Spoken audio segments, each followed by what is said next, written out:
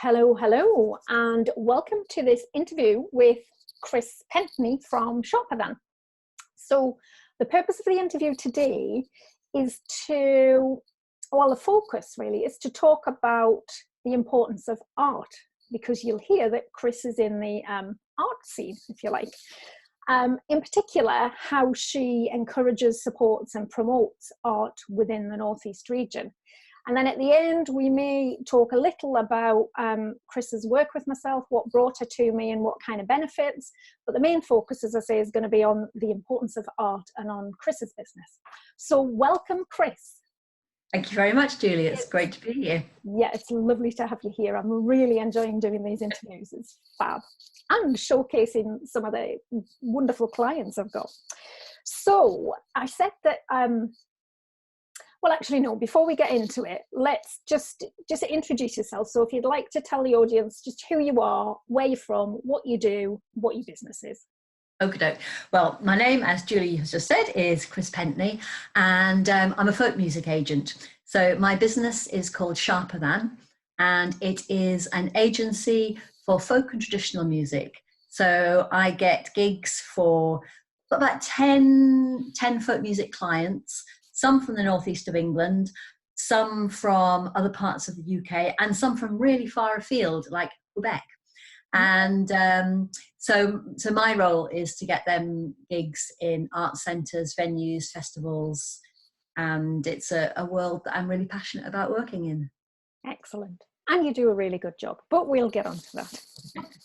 So we wanted to talk about art in general, which is, it's a huge subject. It's a huge topic, isn't it? So first of all, kind of what's your interest, on how did you develop an interest or a passion for the arts? Well, I came to it slightly accidentally. I mean, obviously kind of, music and everything else has always been part of my life. And I can still remember the very, very first live music event I ever went to, which was my dad taking me to see Chris Barber's Jazzmen in either North Shields or Gateshead Library, and just been absolutely blown away by the power of live music. But it didn't foster a love of jazz in me, I have to say. So really, music's just got to be part of people's lives because it can have such a profound effect. And so I kind of went through, just liking pop music and whatever else you do as a sort of teenager and growing up person, and got into kind of 80s indie stuff, and then discovered folk music. And I just absolutely loved the kind of stirringness that it kind of created, got inside me. And you'll know this as a dancer as well, Julie, but actually my real way into folk music was through Morris dancing. And something about the rhythms of English dance music, and English music particularly, rather than Irish or Scottish, that just kind of spoke to my heart. So I got into dancing with a feminist Morris dance side in Leicester, and we danced in suffragette colours. We danced in purple, green and white for the suffragettes, and started going to lots and lots of folk festivals, and that really was my way into folk music. That's incredible. Do you know, I find it fascinating, because even when I work with clients, I don't always get the full story of what brought them, where their love came from, where that initial passion came from, and then how they started. You kind of get snippets, or we get an overview. So it's lovely to hear that. And I absolutely resonate with the live music bit. As you say, being a dancer, for me, it's the Irish music, but certainly folk music as well. But there's just something about that music that just makes me, it just gets to the whole body. It's right inside, yeah. It does, body and soul, absolutely. So that's when your kind of passion first started, if you like. So how did you set up in business, and how did you decide to kind of make that move? Well, then what happened is I actually started working in folk music, particularly through a small folk music development agency called Folkworks, which was based in Newcastle. And I worked with them since about 1995.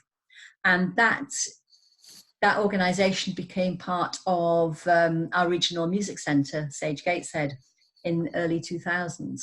And at that time I was, I started working on a lot of different projects with a lot of different musicians and a lot of participants in the music as well, because the idea was to get people playing, dancing and singing the music themselves as far as possible. And my role became a booker of folk music to actually, you know, book acts for the concert stage. So I got to know an awful lot of musicians, and I got to know how to produce events and festivals, and that world just became my life. So when I decided to kind of skip to the other side of the desk and become self-employed and kind of effectively sell musicians rather than buying them, it just, you know, that felt like a very natural step, because it's a world that I've kind of known for over 20 years now. So, and that's a very musical, it's a very apt phrase, skip to the other side of the desk. Yeah, rather than clambered. Yes, yes, and that's got a nice feel and flow to it, so very musical, in keeping. So what would you say have been your biggest learnings then, in terms of either the business or kind of the folk scene? Because as you say, you've been on both sides of the desk, if you like, both sides of it.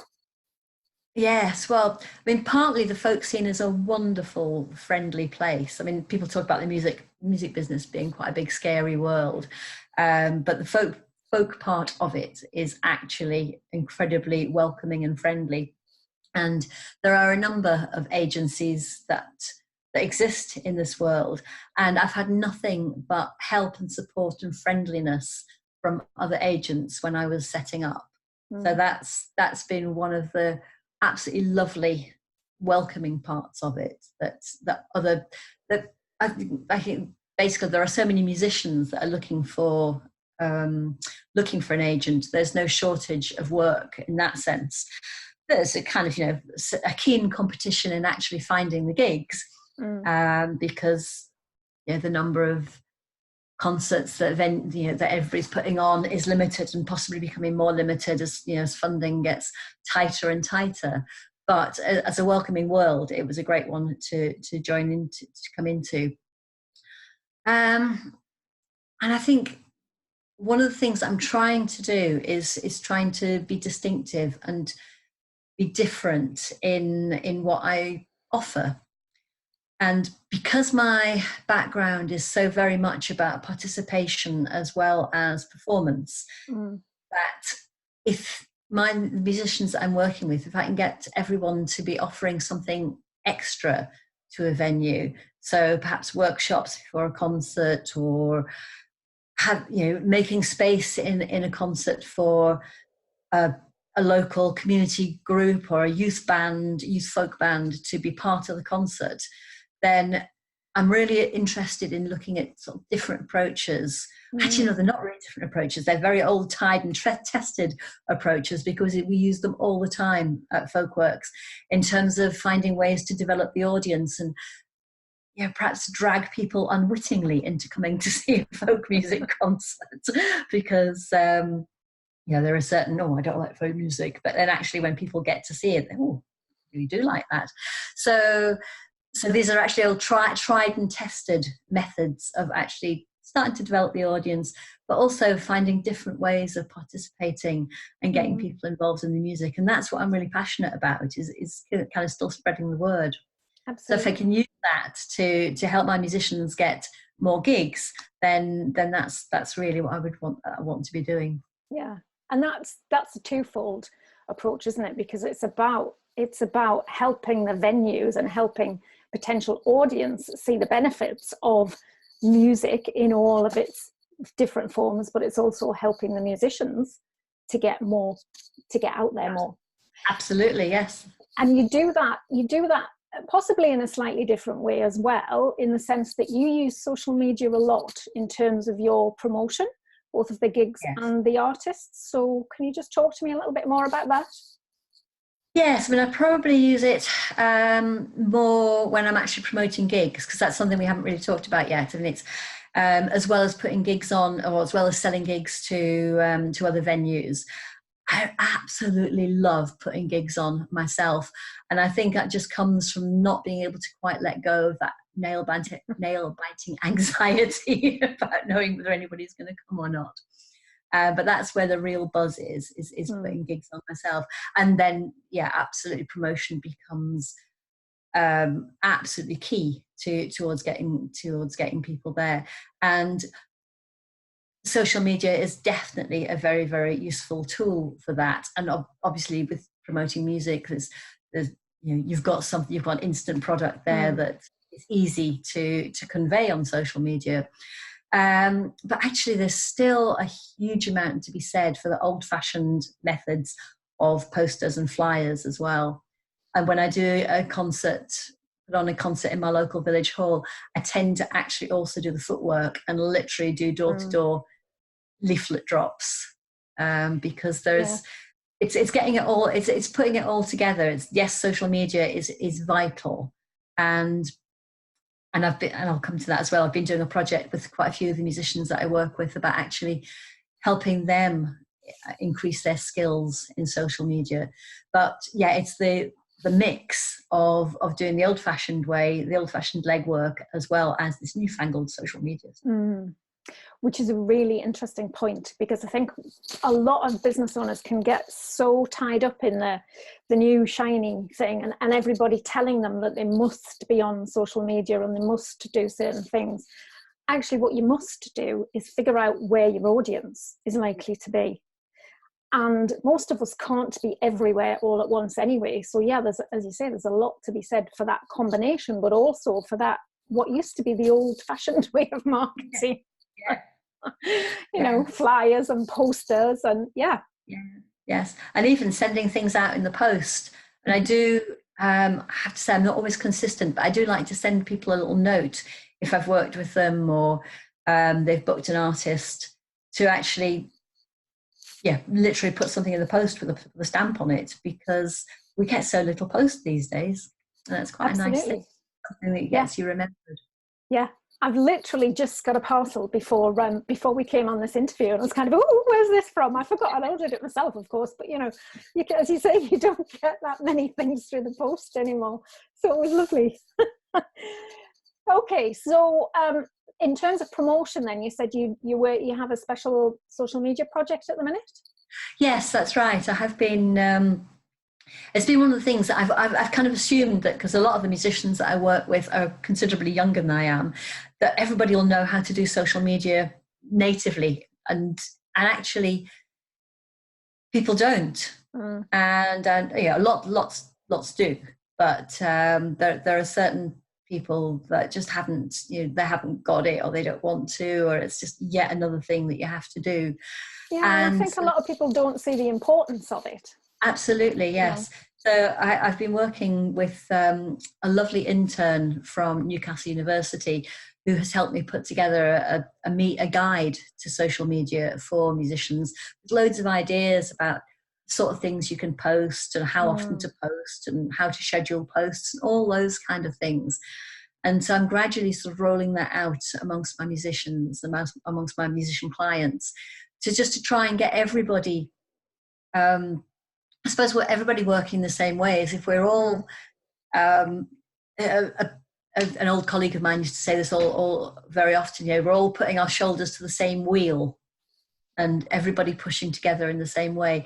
It just helps, because if the musicians that I'm working with are doing more on social media, it helps increase their profile. It helps make my job easier to perhaps get them bookings. It makes it easier for them to find an audience when the booking is confirmed, and maybe if more people come, they sell more CDs. All of those elements of promotion are really sort of part of the mix for making a concert successful for everybody. Yeah. And how is that? I mean, that sounds like a really good project. How is it going so far? Is it still fairly early days? It's still quite early stages, really. I mean, we kind of started off by measuring, where people were at sort of how often people were posting, how many likes they had, and all that kind of thing. But it's quite a slow rollout, really. But everybody's been really busy. But then it's just trying to sort of find that way of using that busyness, or to incorporate that into people's social media work as well, and getting people to think, oh, well, we're setting up for a concert. Let's take some photos. Let's do a quick bit of video. Let's do a Facebook Live. Very scary thing. But all of the things that we start to take for granted. Yeah. It's there are so many opportunities, but it's just making, getting people to realize that you can fit it into your normal life and do a quick post and then move on and get on to playing the music.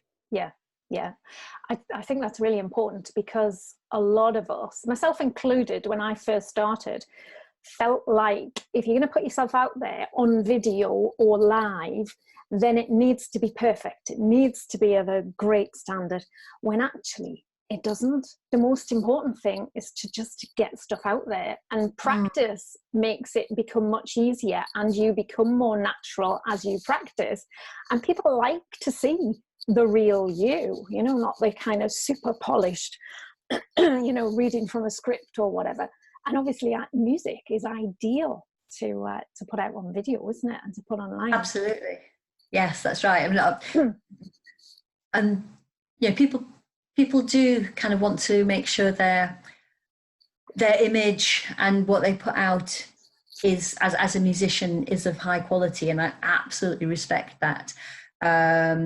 That is a real key, but there definitely is something about having a little bit of that background element, just seeing that personality sparking through. I'm really lucky now. So many folk musicians are my friends, but 20, 25, 30 years ago, they weren't. They were people that I absolutely idolized. And if I'd got a chance then to sort of just see little snippets of what what was going on for them in the background, or even what the house looked like, or, playing tunes in the kitchen, that I would have been absolutely fascinated by that. And I currently think that, that fans will still be fascinated by that, as long as they've done the washing up. I agree. And hopefully doing something like this video will help both your artists see that actually it's not quite as scary. You're doing it. It's not a huge deal. We may look back at this and go, oh, we might have said that differently, or we might have done that differently. But people want the flavour of you, and they want the flavour of the music. But it'll also help. It'll help on the other side, because, as I say, the audience just kind of, that's what they're interested in. They're interested in seeing behind the scenes, and it's ideal. So for other artists, not just musicians, who maybe aren't using some of this social media, then it may be it's certainly something to think about, the behind the scenes bit. So I think what we're talking about here isn't just art per se, it's the business side as well as all the different forms of art, isn't it? There are so many different creative artists around. Absolutely, yes. And and it's really interesting to see how different people can use social media in different ways as well, because it gives a different dimension to people's art. Is there anything else that you wanted to kind of make sure that you got across in this interview that I haven't asked you about? Anything you wish I'd asked? Oh, I'll only think about that about 10 minutes after we start recording. So if there is anything, just chip in. I guess what I'd like to sort of finish with, as I say, I think you've given some good ideas, not just in terms of art and promoting music, but just as a business person, helping people promote and looking at it from both sides, from the audience point of view as well as your own. So I just wanted to finish really by asking a little bit about what made you kind of come to me to work with me in the first instance, if you remember. Yes, there was one specific phrase that I heard you use at some point. Because we met through business networking, and I remember you talking about helping business people get out of their own way. And that phrase is one that I know you've used many times, and it's one that just resonated with me. And I kind of felt that was, I could do quite a lot of creative procrastination and all sorts of other things that perhaps were sabotaging success or just getting on with things. So that was the phrase that hooked me in, and that's why I came to talk to you. That's interesting, because I think I think all of us can benefit from exploring how we do get in our own way. But you need to be open to that, obviously, and you were. So what would you say you've got from being a member of the Success Club and working with me? Well, I think perhaps more consistency of approach. I mean, one of the things that I've really quite enjoyed doing is the process of doing weekly and monthly reviews on what we're doing. It kind of sets me up for the week just to think back about last week. So that's been a really valuable thing to do. And well, obviously, the times when we meet in the small group coaching sessions, there's always something to talk about and something to take out of those. Even if actually when I walk in on a morning, I think, oh, I'm not quite sure what we're going to talk about today. But actually, there's always something that we've drawn out through conversations. And I think one of those things has often been about how we tell ourselves stories that actually aren't true. Like, oh, I'm always awful at that. And then actually you're good at spotting those things and actually helping us all kind of reframe our thoughts. And so you go on with things with a much more positive mindset. That's good to hear. And as you know, I don't teach anything or don't promote anything that I don't do myself. So it's a constant practice, because we make up things and we think they're real, and we don't recognize that what we're saying maybe isn't someone else's truth. It's simply your perspective. So that's been useful. Thank you. I always think it's nicer to get it from a client than the business owner, so well and good me saying, this is what I can do, this is how I can help, aren't I wonderful? It's nicer to just speak to a client and say, okay, what is it that first attracted you? What have you actually got from that? So thank you very much for that. And thank you for being an engaged member of the group and always being open and willing to explore some of these patterns, thinking patterns and that kind of thing. So yeah, absolutely. I mean, it's been a really interesting process, and there's still, I'm well over a year into working with you, and there's still lots of things to keep on thinking about. Okay, before we wrap up, there may be some people who kind of go, oh, I want to know more about either the bands, the artists that you represent, or what kind of gigs you've got in the area, or, it can be people based in the Northeast, or, as you say, anywhere in the world now. So would you like to just tell people how they can see what you have available and maybe get in touch with you if they're interested? Absolutely. That'd be brilliant. Yes. So I have a website, which is sharperthan.com. And I'm quite active on Facebook, as Julie's mentioned. So that's Sharper Than Folk. So Facebook/SharperThanFolk. And both of those ways would lead you to my email address. And I'd really love to talk to anybody that wanted to either start putting on concerts. I'm quite good at helping people actually put gigs on from scratch, because that's what I've learned how to do. And so if anybody ever wants to put a gig on, I'll be very happy to do that. And be really interested in hearing about anybody, especially if anybody wants to book a really good band. Yeah. Bands I work with are all, I work with a mixture, actually. They're from solo artists, duos, to bands, and they're pretty much all concert artists. So not the sort of sit in the back of the pub and just hear somebody play in the background. It's focused concerts music, but some of them love playing for dancers as well. So if anybody's having a ceilidh for a wedding or wants to have, I don't know, corporate, quite a few of them are interested in doing corporate events as well, where there's an element of sitting down and listening to something that maybe represents our region. I'd be certainly interested to talk about that kind of opportunity as well as straight concerts. Great. Okay, I'll put those links with this post, with the video, so that people can just click through. And thank you very much for speaking to me today. It's been wonderful. Thanks, Chris. It's been an absolute pleasure. Thank you, Julie.